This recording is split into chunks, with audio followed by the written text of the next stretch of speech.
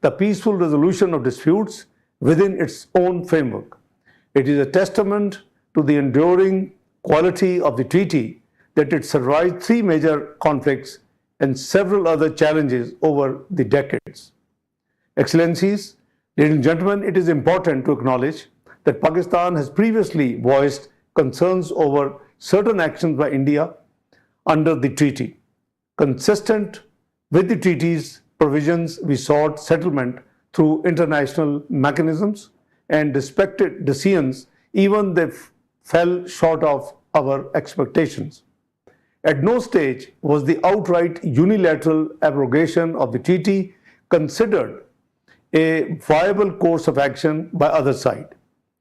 Responsible states act within established legal frameworks rather than abandoning these. And yet today, we find ourselves confronted with precisely such a challenge. It is important to underscore that our concerns are not merely based on Indian statements. India has followed up its belligerent statements with illegal actions. These include projects to create reservoirs such as Sawalkot, Kithia, Kawar, etc., the expansion of existing structures such as Baglayar and Salal, and most alarmingly, diversion projects on the Indus, Chenab and Ravi rivers.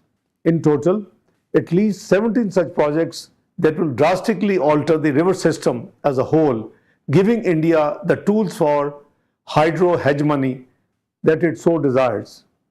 Ladies and gentlemen, as you will appreciate, river systems are not merely waterways, they are lifelines. They carry profound historical significance and serve as immediate sources of sustenance and survival.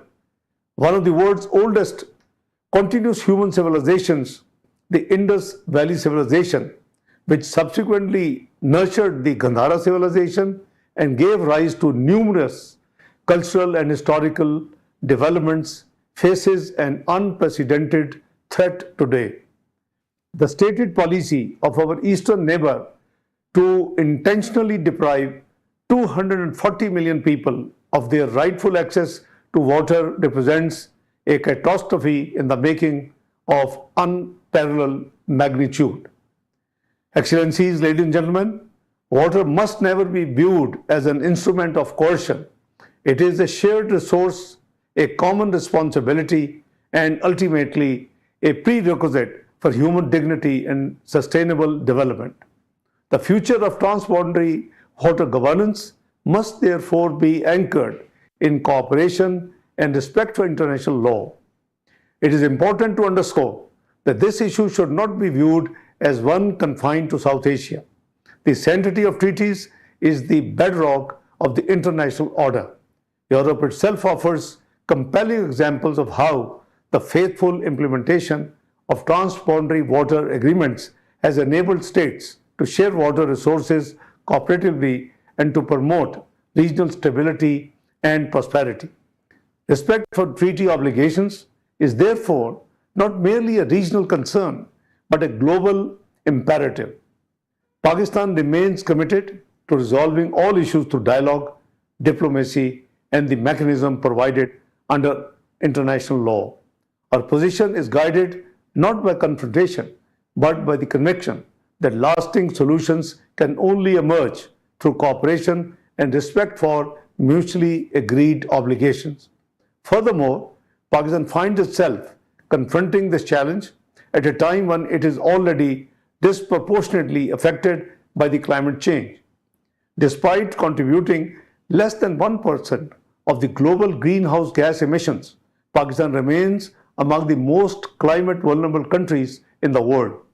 This is a moment that calls for enhanced international cooperation and collaboration on water-related issues.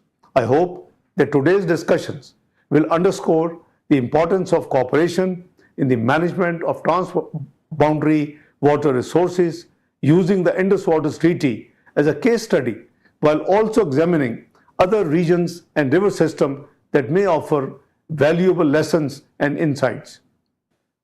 Let us reaffirm today that shared waters should unite nations rather than divide them, and that cooperation, not coercion, must remain the guiding principle of transboundary water governance. I thank you all for your participation in these important discussions.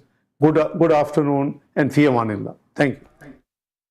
बरस ने ये अहम बयान मुलाहिज़ा किया। नायब वज़ीर आज़म और वज़ीर ख़ारिजा मोहम्मद इसहाक़ डार का ये अहम बयान था और उनकी जानिब से कहा जा रहा था कि सनतास मुआहदे के फ्रेमवर्क मसाइल का पुरअमन हल वाज़ेह किया गया है। न्यूज़ स्टूडियो से अब तक के लिए इतना ही। देखते रहिए न्यू न्यूज़।